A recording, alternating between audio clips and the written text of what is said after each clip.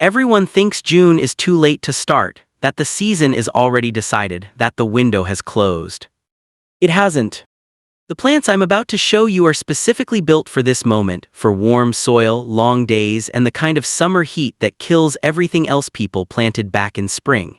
Each one establishes fast, flowers hard, and then comes back next year bigger and stronger without asking much from you in return.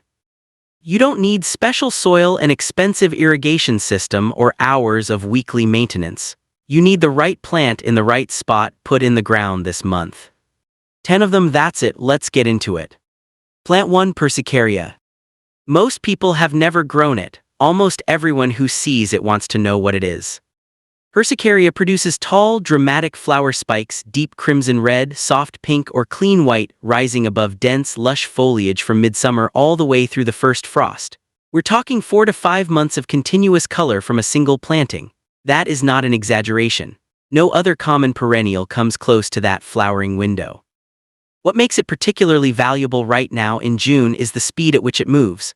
Most perennials spend their first year doing nothing visible above ground while they quietly build roots. Persicaria doesn't operate that way. It develops roots and above-ground growth simultaneously, and in its very first summer it will already be flowering. You won't be waiting until next year to see results. It handles partial shade just as well as full sun, genuinely, not just technically. If you have a corner that gets morning light and afternoon shadow, that spot that nothing seems to want, Persicaria will fill it beautifully. It thrives in moist, fertile soil, which makes it the answer to those low areas that stay wet after rain. The ornamental varieties form a contained clump. No underground runners. No surprise seedlings appearing 10 feet away. It stays exactly where you put it and simply grows wider and fuller each year. Expect 3 to 4 feet tall and roughly the same in spread within 2 to 3 seasons. One thing worth knowing, removing spent flower spikes encourages fresh ones to follow. Leave it alone and it still performs. Either way, you win. Plant 2, Naschia. This one is almost unknown outside of specialist gardens, and that gap is worth closing immediately. Naschia produces small, deep wine-red flowers, almost the color of dried blood in the best possible way, carried on long, wiry stems that move with every breath of wind. The effect is genuinely beautiful, wild and elegant at the same time. It looks like something discovered growing along a sun-baked hillside in southern Europe, which is precisely where it comes from. And that origin tells you everything you need to know about what it can handle. Heat, drought, thin, poor soil, extended periods without a single drop of rain. These are the conditions it evolved in over centuries, which means the conditions that stress most garden plants don't even register as a challenge for Naschia. Here is the quality combination that makes it exceptional. It looks fragile. The flowers are delicate on those wiry stems. The root system underneath them is anything but. It establishes quickly through summer heat, and by the following spring it returns visibly larger than the plant you put in the ground. Flowering runs from early summer into autumn. Pinch off spent heads and it responds almost immediately with a fresh flush of blooms. Ignore it entirely and it still flowers abundantly. That kind of genuine flexibility is what separates a truly low-maintenance plant from one that's simply called that on a label. Bees find this plant irresistible. If supporting pollinators is a priority in your garden, and it should be, Naschia will do more work per square foot for the local bee population than almost anything else on this list. Plant 3, Epimedium. If you have a shaded corner where nothing seems to want to grow, where the soil dries out under a tree canopy, where barely any light reaches the ground, Epimedium is not just a solution to that problem, it's the best solution available. People walk past it at the nursery. It sits there in a small pot looking quiet and unassuming, and gardeners with their attention on brighter, showier things move on. That is one of the more costly mistakes a gardener can make. In the ground, Epimedium transforms. It forms a dense, weed-suppressing mat of heart-shaped leaves that stays attractive from spring through late autumn. In early spring, just as the new foliage emerges, it produces delicate flowers in shades of yellow, white, pink, or purple depending on the variety. The combination of fresh young leaves and small, elegant blooms appearing together creates a display that is quietly stunning. The newer Dreamcatcher series deserves special mention, rose red and yellow blooms that bring vivid color to areas where most flowering plants FL. Attlee refuse to perform. These newer cultivars also establish noticeably faster than older types, making a June planting specifically effective. Drought-tolerant once established, deer-resistant, rabbit-resistant, no deadheading, no dividing, no staking, no winter protection across a wide range of climates. Dry shade, widely considered the most difficult growing condition in any garden, is exactly where this plant thrives. Plant 4, Agastache. Most people think of this as an herb. That misclassification is exactly why it gets passed over in ornamental planting, and it's a significant mistake. Agastache produces long, densely packed spikes of tubular flowers, blue, purple, pink, orange, red, white, emerging in midsummer and continuing into autumn. The spikes themselves can reach 12 to 18 inches long, produced in large numbers simultaneously, creating a plant that genuinely dominates the visual space around it during the hottest months of the year.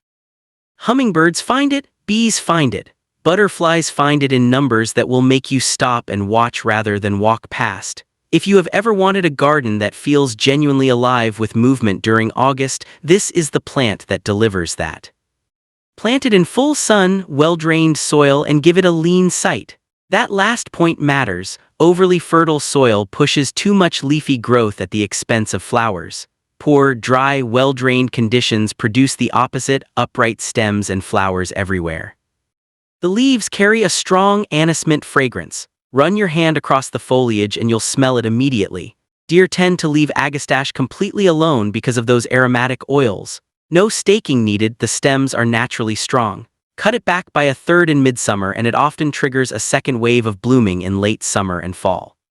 Plant 5, Baptisia. Serious, experienced gardeners treat this plant as one of their most valuable long-term investments. Most casual gardeners have never grown it. That gap tells you something important. In late spring, Baptisia produces dramatic flowering spikes, deep indigo blue, soft purple, pale yellow, or clean white, that rise above the foliage and closely resemble lupins in their scale and presence. The display lasts several weeks. After it fades, the plant produces inflated seed pods that gradually darken to near black and rattle quietly in any breeze through autumn and winter. Structure, sound, and movement in the garden long after everything else has died back. The foliage itself earns its place. Blue-green, divided leaves that form a substantial rounded mass, functioning almost like a small shrub in the border, attractive and weed-suppressing throughout the entire growing season, not just the weeks it happens to be in flower. Baptisia builds deep, extensive roots, and that root system is the source of its extraordinary drought tolerance. Those same deep roots mean it should be planted where you intend it to stay permanently. It does not transplant well after its first year. Choose the location thoughtfully. A June planting gives Baptisia the full warm season to sink those roots before winter arrives. The first year, it looks modest. By the third year, it becomes one of the most commanding presences in the border. This is a plant you grow for decades. Plant 6, Leopard Plant. This is one of the most visually distinctive perennials available, and it is almost never seen outside of specialist collections. That makes very little sense given how straightforward it is to grow. The leopard plant leads with foliage. Large, deeply glossy, kidney-shaped leaves, deep green, highly polished, impossible to ignore even when surrounded by other plants. In late summer and autumn, it sends up tall stems topped with clusters of bright yellow, daisy-like flowers above that dark, shining foliage. The contrast is genuinely striking in a way few perennials can match. For a June planting, what matters most is speed. The foliage develops rapidly through the warm months, and by the end of its first summer, a leopard plant already looks like it belongs, not like a new addition still figuring out its footing. It thrives in partial to full shade and prefers consistently moist soil. It is particularly valuable for gardeners in warmer climates who need shade perennials that actively perform in heat rather than just barely surviving it. Once it outgrows its space, and it will because it's a vigorous grower, it divides easily, and each division establishes quickly into a full plant within a single season. Plant 7, Catmint. Almost every gardener has heard of it. Almost no one grows it to its full potential. The typical approach is to plant it along a border edge, watch it flower for a few weeks, and then ignore it for the rest of the season. That approach wastes everything catmint is capable of. Catmint produces cascading mounds of small lavender blue flowers across soft, gray-green aromatic foliage. The first flush O.F. bloom begins in late spring and continues for weeks. Cut the plant back by roughly half once that flush is complete, and it rebounds within a few weeks with a second, equally substantial wave of blooms that carries through to early autumn. 2 full flowering periods, both impressive, separated by one simple cut. Drought-tolerant? Full sun preferred, but it will grow in conditions that would stress most flowering perennials. It spreads steadily to fill space, suppresses weeds effectively, and requires no staking, no dividing for the first several years, and minimal attention of any kind. The aromatic foliage, strong mint and camphor, keeps deer and rabbits away reliably. A June planting establishes quickly in warm soil and often produces its first bloom before summer is even finished. In its second year, it returns significantly larger and far more floriferous than the first season suggested was coming. Plant 8. Yarrow. Few plants have a longer record of human cultivation than yarrow, grown across dozens of cultures for thousands of years, not as a novelty, but because it consistently performs when other plants fail. Modern gardeners are rediscovering exactly why. Yarrow produces flat-topped flower clusters in white, yellow, pink, red, and deep burgundy. The flowers are excellent for cutting, they hold color well indoors, and they dry beautifully. The foliage is finely divided and feathery, creating a soft texture at ground level that contrasts sharply with bolder plants nearby. Here is the key thing to understand about yarrow. It performs better in poor soil than in rich soil. Overly fertile conditions produce floppy, weak stems and fewer flowers. Dry, lean, slightly sandy soil produces the opposite, upright, strong stems loaded with blooms. If you have an area where other plants have struggled because the soil is thin and dry, yarrow doesn't just survive there, it thrives there. It is among the most drought-tolerant perennials available. Once established in warm June soil, which happens quickly, it requires almost no supplemental watering even through extended dry periods. Cut stems back after the first flush and a second round of blooms follows. Leave them standing and the dried flower heads provide winter structure and attract seed-eating birds through the cold months. Plant 9. Coneflower.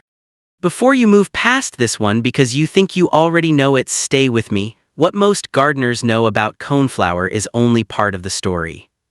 The standard purple variety is reliable and genuinely beautiful, but it represents one-dimensional thinking about a plant that has quietly become something far more versatile.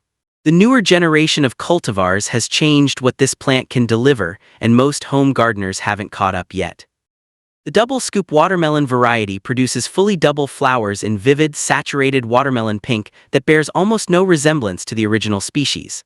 Larger, more complex in structure, and able to hold their color through intense summer heat in a way many perennials simply cannot manage. It blooms earlier than standard varieties and continues well into fall. Full sun, well-drained soil, drought-tolerant once established, deer-resistant, consistently attractive to pollinators across its entire extended flowering window. Over time, it self-seeds. A single plant gradually becomes a small colony over several years without ever becoming aggressive or difficult to manage. The point of including coneflower here is not the species itself, which most gardeners already know. It's the varieties within it that most gardens aren't yet growing, and the range of color, flower form, and season length they now offer deserves far more attention than it currently receives. Plant 10. Culver's root. This is the one that will generate more questions from visitors than any other plant on this list. Culver's root is a native North American perennial that produces tall vertical flower spikes in white or soft lilac, arranged in a branching candelabra-like formation that is unlike anything else in the perennial world. A mature plant in full bloom standing 5 to 6 feet tall with multiple flowering branches extending outward from the central stem, has an architectural presence that no other plant here can match. It doesn't just fill a space, it defines it.